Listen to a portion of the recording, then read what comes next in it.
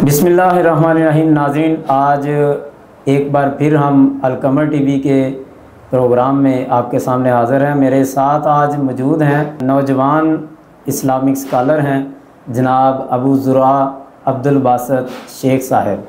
तो माशाल्लाह मैं आपका अलकमर टीवी स्टूडियो में आमद पर आपको खुशामदीद कहता हूँ कि आपने वक़्त दिया है अलकमर टीवी को।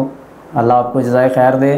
तो आप ये जो प्रोग्राम देखते हैं, हमारे अक्सर नौजवान जो स्कॉलर अल्हम्दुलिल्लाह अलकमर टीवी के ऊपर आप इनको देख रहे हैं, ये एक समझ लें कि नज़रिया है, एक सोच है।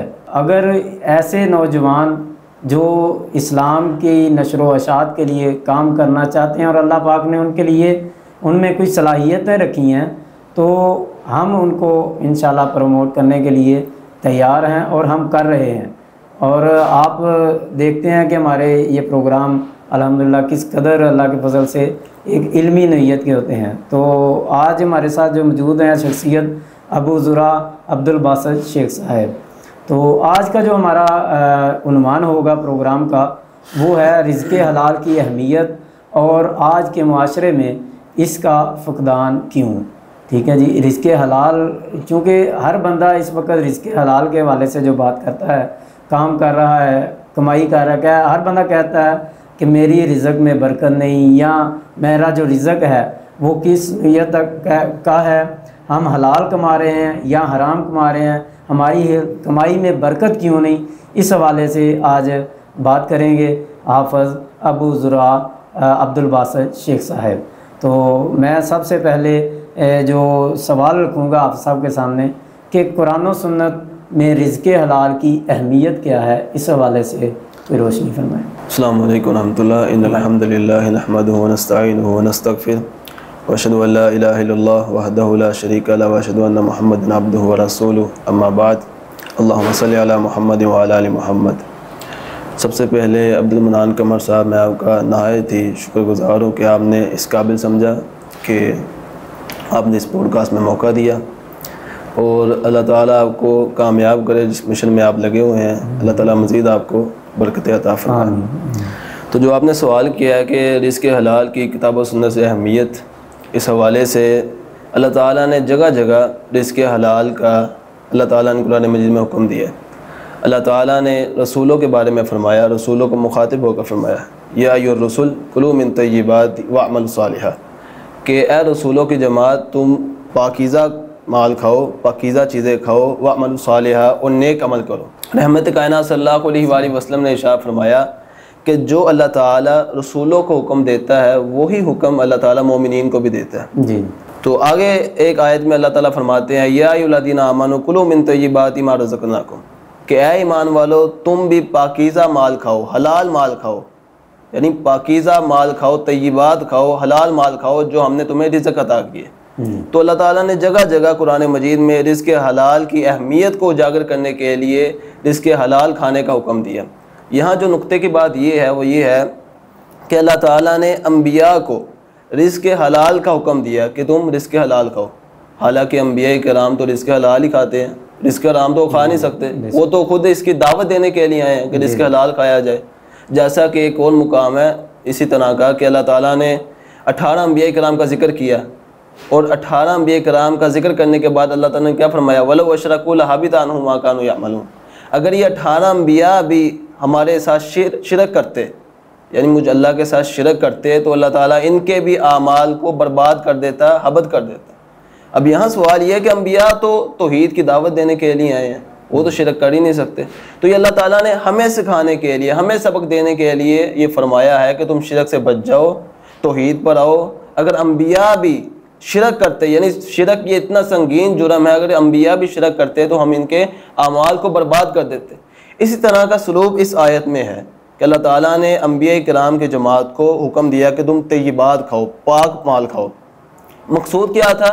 मकसद ये था कि हम समझें, यानी आम लोग, हमें सबक देने के लिए, हमें समझाने के लिए अल्लाह ताला ने अम्बिया को हुक्म दिया। और रहमत कायनात सल्लल्लाहु अलैहि वसल्लम ने फरमाया कि जो हुक्म अम्बिया के लिए होता है, रसूल के लिए होता है, वही आम बंदों के लिए होता है, मोमिनीन के लिए होता है। तो अल्लाह ताला ने इसमें रिज़्क़ हलाल की अहमियत को उजागर करने के लिए अंबिया किराम को हुक्म दिया।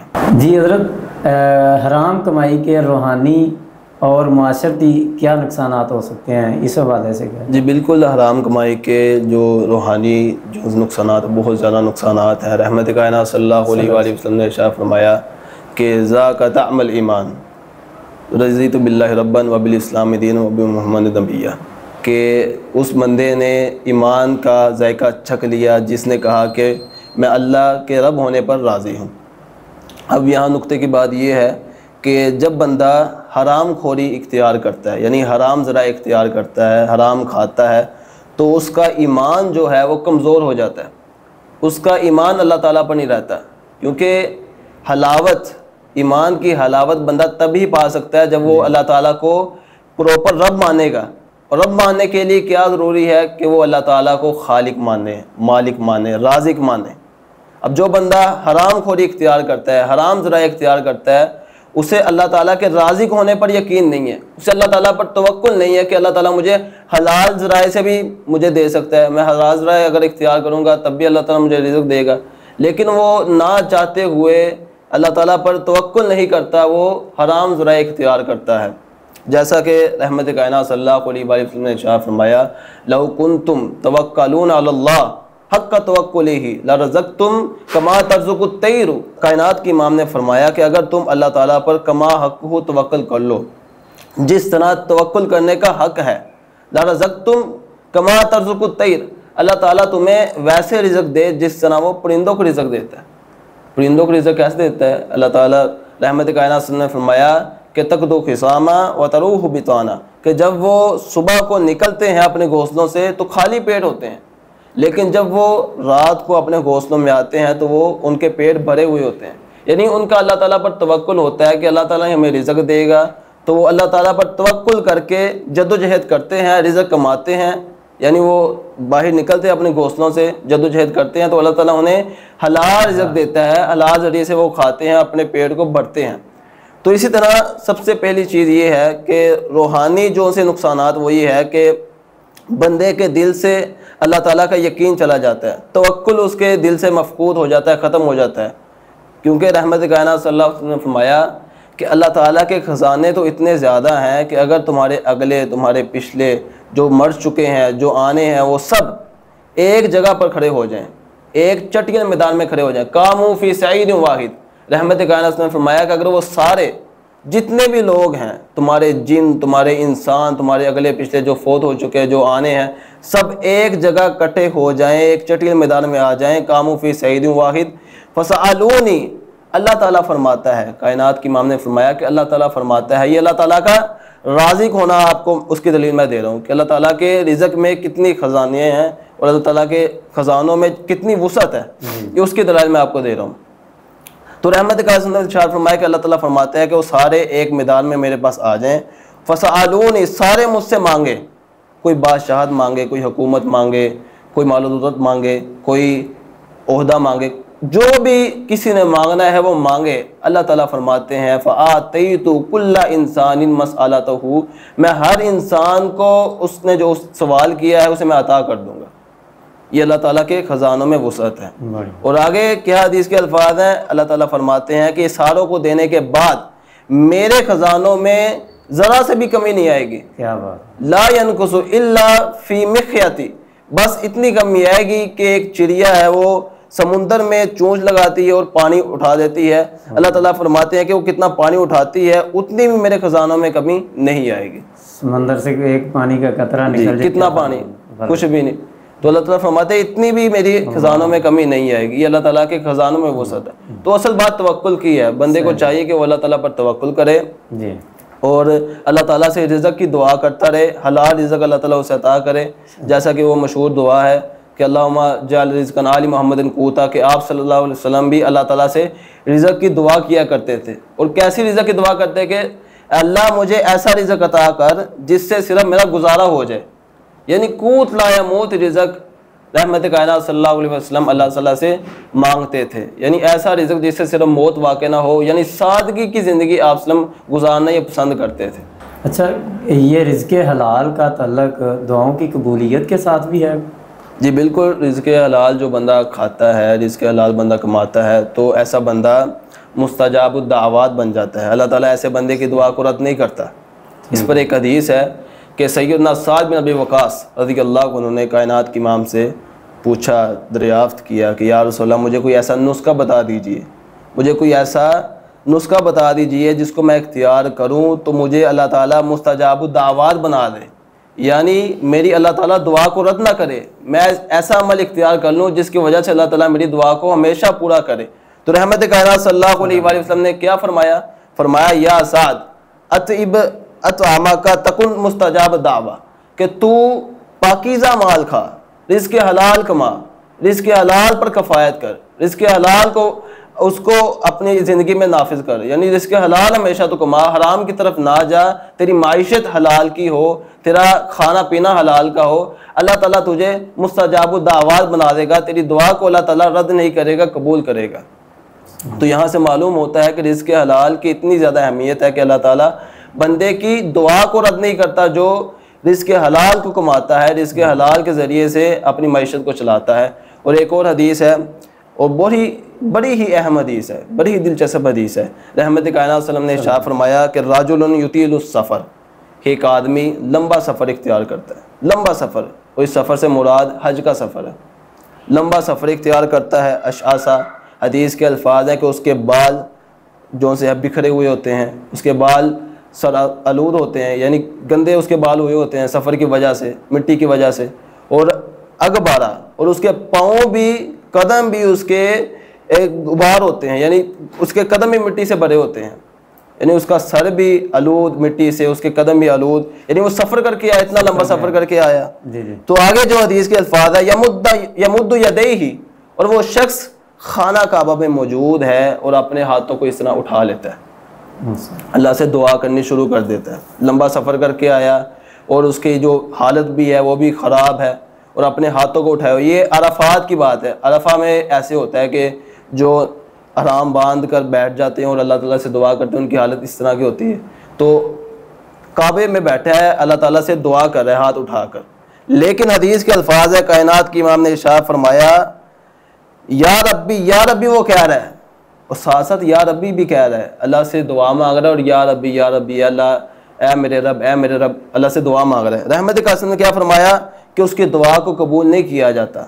मतआमुहु हराम, क्योंकि उसका खाना हराम का है, व मशरबुहु हराम, उसका पीना हराम का है, व मलबसुहु हराम, और जो उसने लिबास पहना हुआ वो भी उसका हराम का है, व गुज़िया बिल हराम, और जो जिस वजह से वो ये मोटा ताज़ा हुआ है, जिसे उसने नशो नुशा पाई है, ये भी उसने हराम माल खा कर पाई है।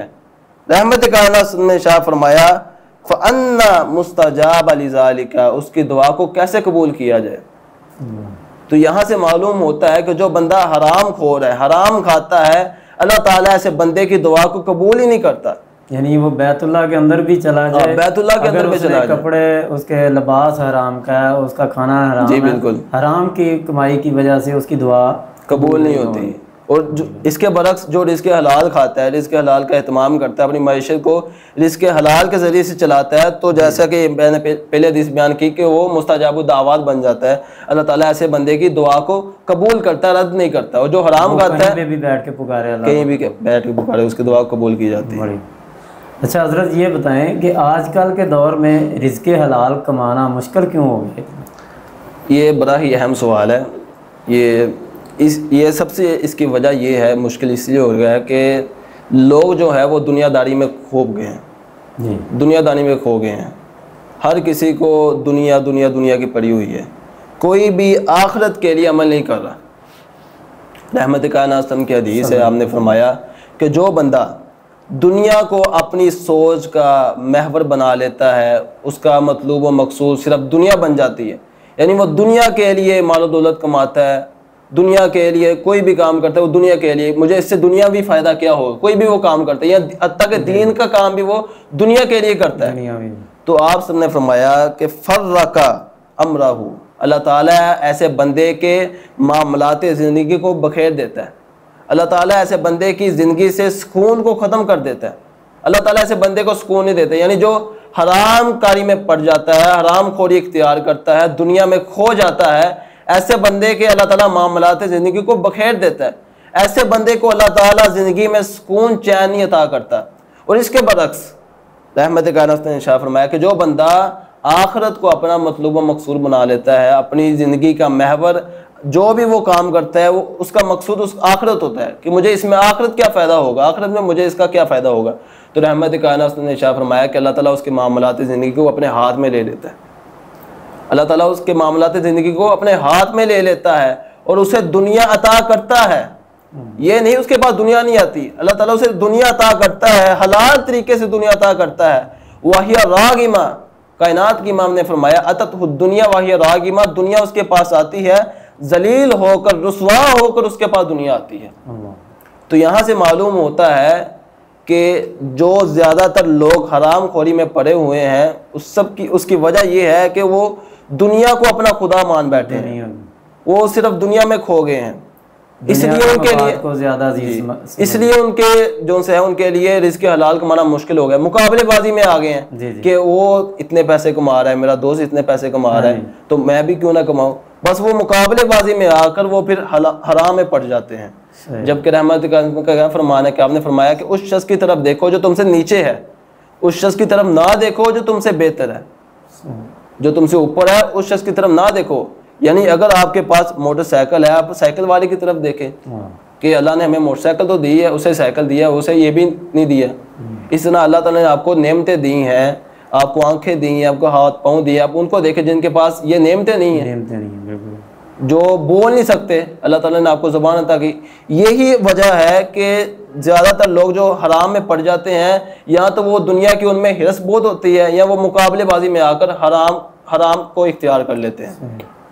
तो फिर ये लोग हराम कमाई की तरफ क्यों मायल होते हैं, इसकी वजह क्या? इसकी वजह यही है कि वो दुनियावी मफाद की खातिर वो हराम खोरी में पड़ जाते हैं। ठीक है।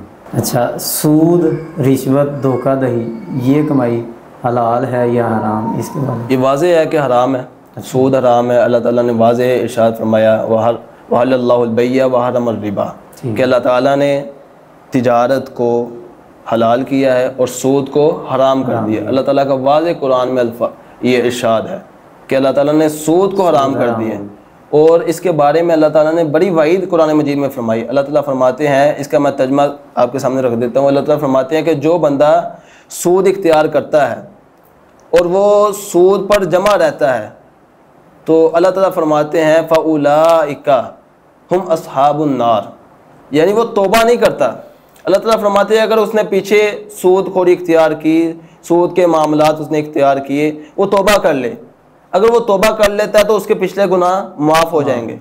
लेकिन अगर वो तौबा नहीं करता, उसी पर डटा रहता है, सूद खोरी इख्तियार करता रहता है, तौबा नहीं करता, तो अल्लाह ताला के वाज़ेह फरमान है अल्लाह ताला का कुरान मजीद की उसी आयत में जहाँ अल्लाह ताला ने फरमाया कि हल्लल्लाहुल बैअ व हर्रमर रिबा, आखिर में अल्लाह ताला फरमाते हैं कि जो बंदा सूद खोरी इख्तियार करता है, इसे तौबा नहीं करता, फ़उलाइका हुम अस्हाबुन नार, ये जहन्नुम वाले हैं, हमेशा के लिए जहन्नुम में रहेंगे।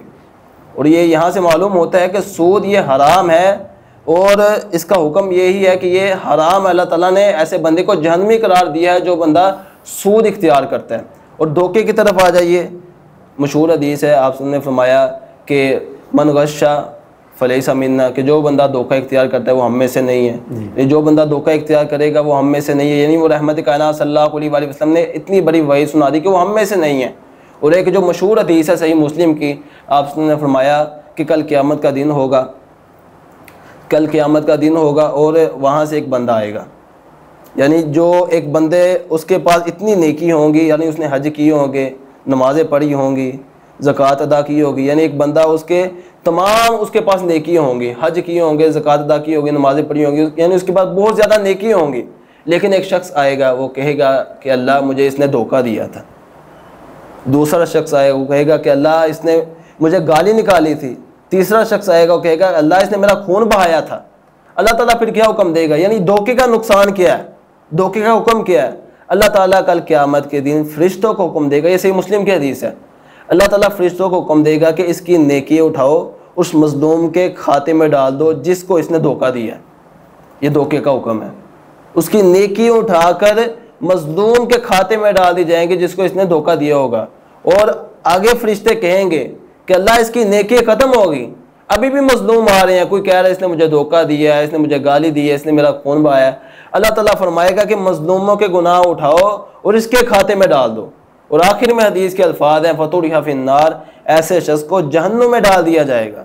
ये उस शख्स का अंजाम होगा जो धोखाधड़ी इख्तियार करता है। और तीसरा आपने क्या इरशाद फरमाया? रिश्वत के बारे में रहमत का वाज़ेह फरमाना, राशि वल मुर्तशी किलाहुमा फिन्नार, कि रिश्वत देने वाला और रिश्वत लेने वाला ये दोनों जहन्नुमी हैं। तो ये तीनों चीज़ें, सूद, रिश्वत और धोखा, ये तीनों चीज़ें हराम हैं और इनका मुर्तकिब जो है वो जहन्नुम में जाएगा, जैसा कि फरामीन के से मैंने वाज़ेह कर दिया। वालिदैन अपनी औलाद को रिज़्क़ हलाल के बारे में कैसे उनकी तरबियत करें? सबसे पहले ये भी बड़ा अहम सवाल है। वालिदैन को चाहिए कि वो ख़ुद रिज़्क़ हलाल कमाएँ जी, यानी जो वो ख़ुद इख्तियार करेंगे, जो वो काम करेंगे, जाहिर है कि उनके जो औलाद है, उनके जो बच्चे हैं, वो उनकी सोहबत इख्तियार करेंगे और वो भी रिज़्क़ हलाल के आदी होंगे। जैसा कि आप सल्लम की मशहूर वाक़या है कि सैयदना हसन रज़ी अल्लाह उन्होंने ज़मीन से उठाकर एक लुकमा अपने मुँह में डाल दिया था, तो आप सब ने क्या फरमाया? उसके आप सब ने अपनी उंगली मुबारक को हसन रज़ी अल्लाह अन्हु के मुँह में डाला और फरमाया कि निकाल, शायद कि ये जो सा है वो सदक़े का हो। यानी सदक़े का आपने लुकमा जो सा है वो बर्दाश्त नहीं किया, यानी सदका तो आले मोहम्मद पर हराम है ना, तो इस वजह से आपने उसके मुंह से, हसन रज़ी अल्लाह के मुंह से निकाला, फरमाया कि ये सदक़े का हो सकता है। तो अगर इस तरह वालिदैन जो से एहतियात करेंगे, वो फूट के कदम रखेंगे, सोच के कदम रखेंगे कि हमने कमाना है तो रिज़्क़ हलाल कमाना है, तो औलाद में खुद ब खुद ये क्वालिटी है कि औलाद खुद ब खुद उन्हें फॉलो करेगी अपने वालिदैन को, तो वो खुद ब खुद जो औलाद है वो भी रिज़्क़ हलाल की तरफ आ जाएगी। सही। वालिदैन अगर हराम कमाते हैं, उनकी हराम कमाई का बच्चों पर कोई असर पड़ता है? जी बिल्कुल, बच्चों पर असर पड़ता है और वालिदैन पर भी बहुत असर पड़ता है। अच्छा। बच्चों पर इस तरह असर पड़ता है कि जो बच्चे हैं वो भी हराम के आदी होते हैं। और फिर ये नुकसान इसका ये है कि अगर वालिदैन वो हराम खोरी की हालत में, यानी हराम बच्चों को खिलाते खिलाते खुद भी हराम खाते, अपने बच्चों को भी हराम खिलाते, तो इस हालत में वो वफ़ात पा जाएं, इस हालत में वो वफ़ात पा जाएं, उनके बच्चे भी हराम आगे से खाते हों उनके पीछे से, तो इसका नुकसान ये होगा कि उनके बच्चों की अल्लाह ताला दुआ को कबूल नहीं करेगा। जैसा कि पीछे मैं हदीस से वाज़ेह कर चुका हूँ कि जो हराम खोर है उसकी दुआ कबूल नहीं होती। और इब्ने माजा की हदीस है, आप सब ने फरमाया कि वालिदैन इस दुनिया से रुखसत हो जाते हैं, तो एक बंदा यानी वालिदैन जो होते हैं उनमें से पूछता है कि अल्लाह ताला उसे निचले दर्जे से ऊपर वाले दर्जे में पहुँचा देता है। तो वो पूछता है कि अल्लाह, मैं तो निचले दर्जे में था, मैं ऊपर वाले दर्जे में कैसे चला गया? तो अल्लाह ताला फरमाते हैं कि भी इस्तिग़फ़ार वाला दिखा, आज तेरे बच्चे ने, तेरी औलाद ने, तेरे बेटे ने तेरे लिए मग़फ़िरत की दुआ की है, जिसकी वजह से हमने तुझे निचले दर्जे से उठाकर ऊपर वाले दर्जे में पहुंचा दिया। अब यहाँ नुक्ता ये मैं निकालना चाहता हूँ, अगर वालिदैन हराम खोर हैं और अपने बच्चों को भी हराम खिला रहे हैं और वो इस दुनिया से रुखसत हो जाते हैं वालिदैन, उनके बच्चे पीछे से हराम खा रहे हैं, उनके बच्चे पीछे से हराम खा रहे हैं, तो उनके बच्चों की दुआ कबूल होगी जो अपने वालिदैन के लिए करेंगे? उनकी कबूल नहीं होगी। तो ये असर होगा वालिदैन पर भी, वालिदैन का भी बड़ा नुकसान होगा और बच्चों का भी नुकसान होगा। तो वालिदैन को चाहिए कि वो अपने बच्चों को सिर्फ़ और सिर्फ रिज़्क़ हलाल खिलाएँ और रिज़्क़ हलाल की तरगीब दें। आखिर में कोई पैगाम देना चाहें नाज़रीन को? नाज़रीन के लिए यही पैगाम है कि अल्लाह ताला ने कुरान मजीद फ़ुरक़ान हमीद में जगह जगह रिज़्क़ हलाल का हुक्म दिया है और रसूलों को मुखातिब होकर भी अल्लाह ताला ने यही फरमाया कि रिज़्क़ हलाल खाया जाए। और अहादीस में मोहम्मद रसूलुल्लाह सल्लल्लाहु अलैहि वसल्लम ने बेशुमार मुकामात पर रिज़्क़ हलाल की तरगीब दी है। तो रिज़्क़ हलाल ही कमाया जाए। और जो हराम खोर है, हराम खोरी इख्तियार करता है, वो ईमान का कमज़ोर है, उसका ईमान कमज़ोर है, उसका ईमान ज़ौफ़ में है, यानी उसका ईमान कमज़ोर है, वो अल्लाह ताला पर उसका तवक्कुल नहीं है, जो हराम खोरी में पड़ जाता है। तो अल्लाह ताला पर तवक्कुल कीजिए, हलाल असबाब इख्तियार कीजिए, अल्लाह ताला से गिरा कर अल्लाह ताला के सामने रात की तन्हाई में बैठकर, रात की खलवत में बैठकर अल्लाह ताला के सामने गिराइए कि अल्लाह मुझे कूत लाया मुत रिज़्क़ अता कर दे, यानी ऐसा रिज़्क़ अता कर दे जिससे मेरा गुजारा हो जाए और मुझे सुकून मिले। आप देखें कितने ऐसे लोग हैं जो कमाते हैं, इनके पास वाफिर दुनिया है, लेकिन उन्हें कोई बीमारी लगी होती है जिसकी वजह से वो खा नहीं पाते, अपनी दौलत को इस्तेमाल नहीं कर पाते, उनकी सारी दौलत दवाइयों में जो सी है वो सरफ हो जाती है। तो और इसके हलाल जो से है वो कूत लाया मूत रिज़क, यानी ऐसा रिज़क जिससे बंदे का गुजारा हो जाए, जो उसके लिए कफ़ायत कर जाए। हमेशा बंदे को यही दुआ करनी चाहिए। रहमत कायनात सल्लल्लाहु अलैहि वसल्लम भी अल्लाह ताला से हमेशा यही दुआ करते थे, अल्लाहुम्मा जअल रिज़्क़न आल मुहम्मदन कूता, कि अल्लाह मुझ मोहम्मद सल्लल्लाहु अलैहि वसल्लम को और मेरी आल को, अब आप सल्लम अपनी आल के लिए भी दुआ करते कि मुझे और मेरी आल को कूत लाया मूत रिज़्क़ अता फरमा, यानी ऐसा रिज़्क़ अता फरमा जिससे मेरा गुजारा हो जाए, यानी सादगी के साथ मैं ज़िंदगी गुजारूँ। तो लिहाजा हमें भी यही दुआ करनी चाहिए। तो ये पैगाम काफ़ी है। सही माशाल्लाह जी। तो नाज़रीन, आज के प्रोग्राम का हम यहीं पे इख्तिताम करते हैं। आज का जो प्रोग्राम था रिज़्क़े हलाल और हराम के हवाले से, उम्मीद करता हूँ कि आपको बहुत पसंद आया होगा। तो इंशाल्लाह एक नए प्रोग्राम के साथ दोबारा मुलाकात होगी। हमें इजाज़त दीजिए। अल्लाह हाफ़िज़।